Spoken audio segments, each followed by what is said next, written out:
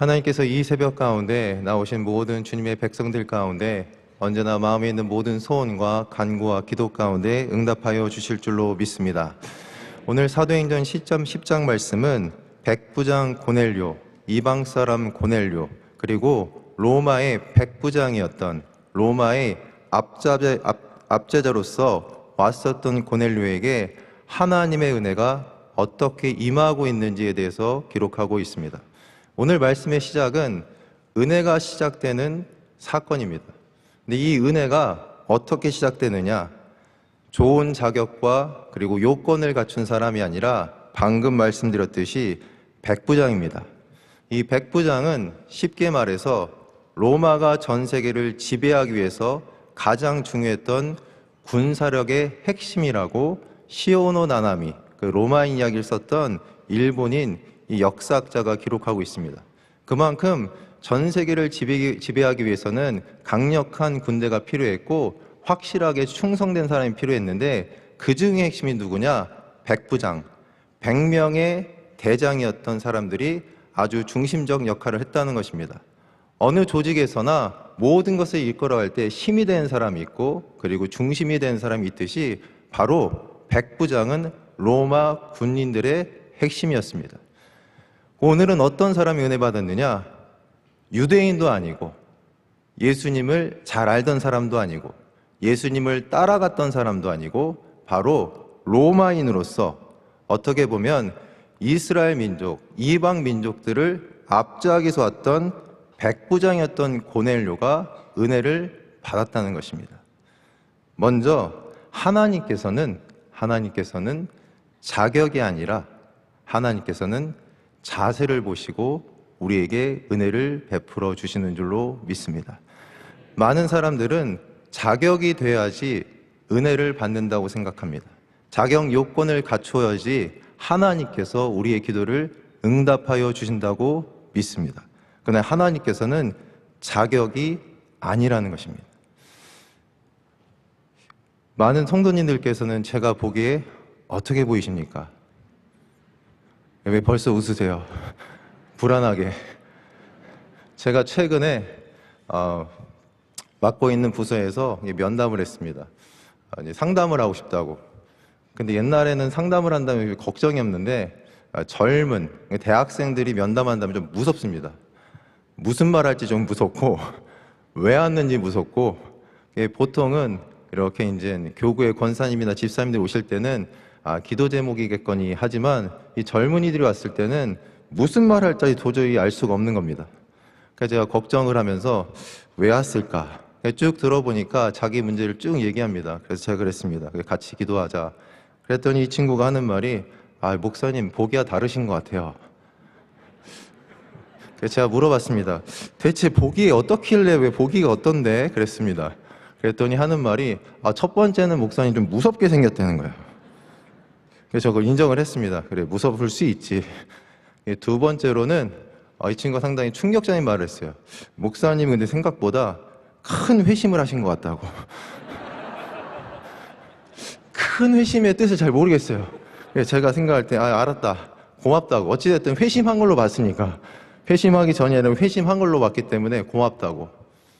그래서 제가 곰곰이 생각해 봤는데 그 친구한테 그랬습니다. 근데 이상하게 난 왜 교구에 가도 그 얘기를 똑같이 듣는지 모르겠다. 교구에 가면 꼭 신방 끝나면 집사님들 하신 말씀이 목사님 보기가 다르세요. 그 얘기 들으면 위로가 되는 것이 아니라 걱정이 됩니다. 대체 어떻게 보이지? 그랬더니 그 친구 마지막에 하는 말이 그래도 목사님 괜찮게 생기셨어요. 누구든지 이렇게 겉으로 봤을 때 먼저 생각하는 것이 있습니다. 그게 뭐냐? 선입견입니다. 선입견. 어떤 사람이나 사물 또는 주의나 주장에 대해서 직접 경험하지 않은 상태에서 미리 마음속에 굳어진 견해. 이게 바로 선입견입니다. 대부분은 선입견을 가지고 살아갑니다. 그런데 우리가 하나님 앞에 나아갈 때도 선입견을 가지고 있다는 겁니다. 아직 경험하지 못했고 마음 가운데 굳어진 상태가 있다는 것입니다. 그것은 무엇이냐? 하나님께서는 자격이 되어야지, 내가 거룩해야지, 내가 깨끗해야지, 그리고 내가 하나님께 충성을 다해야지, 하나님께 은혜를 받을 만한 상태가 되어야지 하나님께서는 기뻐하실 거야. 어제 담임 목사님 저녁에 말씀하셨지만 하나님께서는 찾으시기를 원하시는데 찾지 아니한다는 겁니다. 왜? 아직 나는 자격이 안 되는 것 같습니다.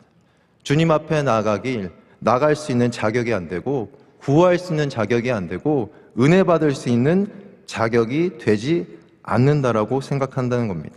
그러나 시편 51편 16절로 17절 다윗의 시편 가운데 귀한 말씀이 있습니다. 주께서는 제사를 기뻐하지 아니하시나니 그렇지 아니하면 내가 드렸을 것이라. 주는 번제를 기뻐하지 아니하시나이다. 하나님께서 구하시는 제사는 상한 심령이라. 하나님이여 상하고 통회하는 마음을 주께서 멸시하지 아니하시리이다. 하나님께서 기뻐하시는 것은 나의 자격이나 나의 거룩함이나 그리고 내가 받을 만한 상태가 있는 것이 아니라 바로 내 안에 있는 하나님에 대한 통회하는 심령, 상한 심령을 기뻐하여 주시는 줄로 믿습니다. 그것은 바로 우리의 영적인 자세인 것입니다. 하나님, 나를 불쌍히 여겨 주옵소서. 나를 불쌍히 여겨 주옵소서. 나에게 은혜를 베풀어 주옵소서. 난 아무 능력이 없습니다. 힘이 없습니다. 난 자격도 없습니다. 그러나 하나님, 오늘 나에게 은혜를 베풀어 주시옵소서. 이 상한 심령, 이 통회하는 심령을 가지고 나갈 때 주님께서는 우리를 외면치 아니하시고 우리에게 은혜 베풀어 주실 줄로 믿습니다. 예수님께서 누가복음 18장 10절로 14절 말씀에 바리새인과 세리의 기도에 대해서 이렇게 말씀하십니다. 두 사람이 기도하러 성전에 올라가니 하나는 바리새인이요 하나는 세리라. 바리새인은 서서 따로 기도하여 이르되 하나님이여 나는 다른 사람들 곧 토색, 불의, 간음을 하는 자들과 같지 아니하고 이 세리와도 같지 아니함을 감사나이다. 나는 일에 2번씩 금식하고 또 소득의 11조를 드리나이다 하고 세리는 멀리 서서 감히 눈을 들어 하늘을 쳐다보지도 못하고 다만 가슴을 치며 이르되 하나님이여 불쌍히 여기소서 나는 죄인으로소이다 하였느니라. 내가 너희에게 이르노니 이에 저 바리새인이 아니고 이 사람이 의롭다 하심을 받고 그의 집으로 내려갔느니라. 오늘 주의 성전 가운데 나오신 모든 주님의 백성들 가운데 세리와 같은 은혜를 받으시기를 소망합니다. 시편 32편 1절로 2절 말씀에 허물의 사함을 받고 자신의 죄가 가려진 자는 복이 있도다. 마음에 간사함이 없고 여호와께 정죄를 당하지 아니하는 자는 복이 있도다. 내가 입을 열지 아니할 때에 종일 신음함으로 내가 쇠하였도다. 마음에 간사함이 없고 라는 이 말씀은 쉽게 말하면 속으로 하나님 앞에 감출 것이 하나도 없고 주님 앞에 감출 것이 없으신 복된 주님의 사람들 되기를 소망합니다. 선입견을 버리시기 바랍니다. 자격이 아닙니다. 나의 부족함과 연약함을 주님께서 이렇게 이해해 주시고 받아주시고 그리고 주님께서 우리가 주님을 찾기를 원하시는 줄로 믿습니다. 오늘은 이렇게 자세가 된, 자격이 안 된, 자격은 없으나 자세가 있는 바로 백부장 고넬료를 통해서 주님께서 은혜를 베풀어 주시고 시작합니다. 오늘도 보면은 고넬료에게 하나님께서 천사를 보내주시고 베드로를 찾도록 이렇게 천사를 보내십니다. 이 사건이 이렇게 보면 두 가지 영적 사건이 동시에 가고 있습니다. 고넬료에게 천사를 보내십니다. 그런데 신기하게도 베드로는 기도하는 가운데 환상을 봅니다. 환상을 보니 하늘에서 이렇게 그릇 같은 것이 4개가 딱 메어서 내려오는데 그 안에 보니까는 각종 네발간인 짐승과 기는 것과 공중에 나는 것들이 가득한 겁니다. 그랬더니 하나님께서 말씀하시는 겁니다. 베드로야 일어나 잡아 먹어라. 근데 베드로가 보니까 먹으면 안 되는 거예요. 부정한 게 가득한 겁니다. 그러니까 베드로가 대답합니다. 주여 그럴 수 없나이다. 속되고 깨끗하지 아니한 것을 내가 결코 먹지 아니하였나이다. 하나님께서 먹으라는데 전 못 먹습니다. 전 절대 먹을 수 없습니다. 저 그렇게 먹어본 적이 없습니다. 그랬더니 주님께서 뭐라 하시느냐? 하나님께서 깨끗하게 하신 것을 내가 속되다 하지 말라. 이렇게 주님께서 3번 보여주십니다. 한쪽에서는 고넬료한테 환상을 보여주시고 한쪽에서는 이렇게 베드로에게 역사해 주신 겁니다. 제가 지난주에 저희 맡은 부서에서 이렇게 내년을 위해서 회의를 했습니다. 회의를 하는데 제가 정확한 명칭은 기억이 안 납니다. 근데 전 처음 해보는데 최근에 기업에서 유행하는 거래요. 이렇게 이제 보니까 모여서 회의를 하는데 네모난 큰 종이를 두고 거기에다가 주제 하나를 두고 각자가 생각할 때 이 주제에 관련된 것을 한번 써보라는 겁니다. 그래서 모인 사람들이 이제 꽤 있었어요. 그래서 이제 썼어요. 막 쓰는데 이제 나와서 아무나 쓰라는 거예요. 그래서 저도 나가서 많이 썼습니다. 왜냐하면 제가 담당 교육자였거든요. 제가 안 하면 아무도 안 할 것 같아가지고 나가서 열심히 썼어요. 막 쓰고 이제 왔습니다. 그리고 난 다음에 부끄럽게도 주제 쓴 거를 갖다가 모인 사람들이 이제 투표를 하는 거예요. 괜찮은 걸. 갑자기 속으로 걱정됐습니다. 내게 안 뽑히면 어떻게 되나. 그래서 또 이렇게 해서 뽑혔어요. 감사하게. 그랬더니 주제별로 한 5가지로 나눈 다음에 거기에서 1등한 사람들이 이제 그 회의를 갖다가 5군데 나눠가지고 진행하래요. 결국은 제가 또 회의를 진행했어요. 근데 이제 제가 이렇게 보니까 각자가 주제 하나를 두고 생각한 걸 다 썼어요. 그러니까는 여러 얘기가 나왔어요. 서로 달라요. 그러니까 한 가지 주제를 두고 서로 막 다른데 나중에 모아놓고 나니까 놀라운 게 있었습니다. 서로 다른 얘기를 한 줄 알았더니 시간 지나니까 같은 얘기하고 있습니다. 다 다른 얘기 하는 줄 알았거든요. 시작할 때만 하더라도 주제 두고 난 이렇다 난 저렇다 이랬는데 나중에 정리하다 보니까 다 같은 얘기예요. 하나님의 일은 어떻습니까? 처음 시작할 때는 다른 것 같아요. 저 사람은 왜 저러고 있지? 저 사람은 왜 저렇게 얘기하지? 저 사람은 왜 또 저러고 있지? 근데 하나님 어떻게 하십니까? 하나님께서는 이 사람에게도 역사하시고 저 사람에게도 역사하시고 그리고 저 사람에게도 역사하셔서 이 모든 것을 통해서 한 가지의 일을 행하고 계신 줄로 믿습니다. 겉으로 볼 때는 다르다는 것입니다. 겉으로 볼 때는 다르기 때문에 그 다름에 대해서 그 다름 때문에 서로가 갈등할 때도 있고 서로가 반목할 때도 있는 것입니다. 근데 중요한 것은 무엇이냐? 이 서로 다른 것 같은 이 모든 일을 통해서 하나님께서 하나의 큰 일을 행하시고 역사하여 주시는 줄로 믿습니다. 가끔 그렇습니다. 나는 기도했는데 내 아들은 거꾸로 나가고 있습니다. 전 이렇게 기도했는데 왜 쟤한테 그런지 모르겠습니다. 잘 생각해 보십시오. 내가 기도하는 가운데 나에게 주신 은혜도 있습니다. 그러나 내 자녀가 하나님께 기도하는 가운데 내 자녀에게 주시는 하나님의 은혜가 있고 그에게 역사하시는 하나님의 뜻이 있고 이것은 서로 다른 것이 아닙니다.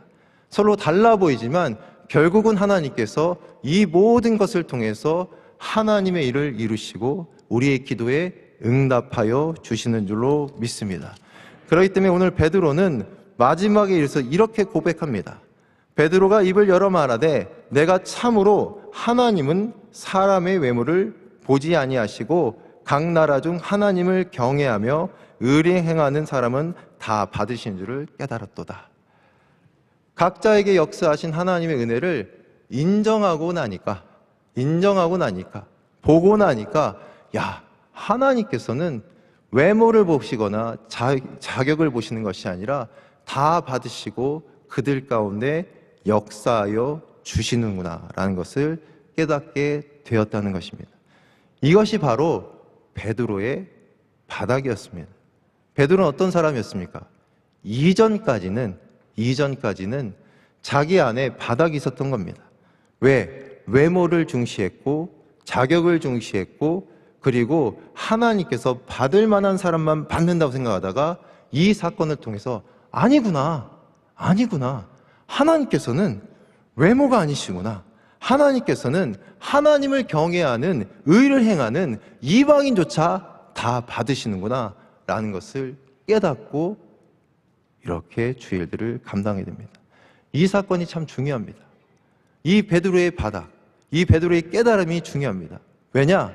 하나님께서는 베드로의 이 바닥을 정리하게 하심으로 이제 어떻게 나아갑니까? 처음부터 예수님께서 말씀하신 그 뜻을 이루도록 인도하여 주시는 것입니다. 주님께서는 마태복음 28장 19절 20절 그러므로 너희는 가서 모든 민족을 제자로 삼아 아버지와 아들과 성령의 이름으로 세례를 베풀고 내가 너에게 분부한 모든 것을 가르쳐 지키게 하라. 볼지어다 내가 세상 끝날까지 너희와 항상 함께 있으리라 하시니라. 처음부터 주님께서는 세상 끝까지, 땅 끝까지 나아가 복음을 전하라고 분명한 주님의 뜻을 보여주셨습니다. 근데 그 뜻을 누구를 통해서 이루어 가시는 겁니까? 바로 깨달음이 있는 사람, 외모를 그리고 자격을 보는 것이 아니라 하나님을 경외하는 그 영적인 자세를 가진 사람들을 하나님께서 받는다는 것을 깨닫고 그의 생각을 정리하니 주님께서 주의 그 크신 뜻을 이제는 이루어 가도록 인도하시는 줄로 믿습니다. 우리의 마음 가운데 어떠한 바닥이 있습니까? 어떠한 선입견이 있습니까? 내 스스로 나를 바라보는 선입견이 있습니까? 나는 자격이 안 돼. 나는 부족해. 나는 주님 앞에 나아갈 수 없어. 오늘 그 바닥을 정리하시기를 바랍니다. 혹시 다른 것 때문에, 서로 다름 때문에 불편하고 같이 일하는 것이 너무나 어려우십니까? 가정 안에서 그러십니까? 공동체 안에서 그러십니까? 혹시 교회 안에서 그렇습니까? 그 바닥을 정리하시기를 바랍니다. 에베소서 2장 20절로 22절 말씀에 너희는 사도들과 선지자들이 터 위에 세우심을 입은 자라. 그리스도 예수께서 친히 모퉁이 돌이 되셨느니라. 그의 안에서 건물마다 서로 연결하여 주 안에서 성전이 되어가고 너희도 성령 안에서 하나님이 거하실 처소가 되기 위하여 그리스도 예수 안에서 함께 지어져 가느니라. 저는 명성교회가 하나님의 크신 일, 하나님의 놀라우신 일을 이루게 된 영적인 이유가 있다고 봅니다. 그것은 다른 것이 아니라 바로 하나님께서 우리 교회 가운데 이러한 선입견을 내려놓게 하셨기 때문에 지금까지 하나님께서 많은 선교의 사역들도 감당하게 하시고 많은 성도들이 함께 모여 예배 드릴 수 있도록 은혜를 베풀어 주신 줄로 믿습니다.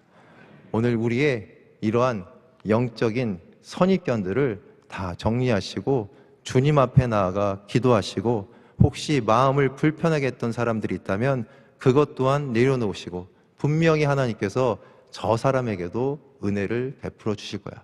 하나님께서 분명히 우리를 통해서 주의 일들을 이루실 거야 라는 분명한 믿음을 가지고 기도하시고 언제나 승리하시는 귀한 주님의 백성들 되기를 소망합니다.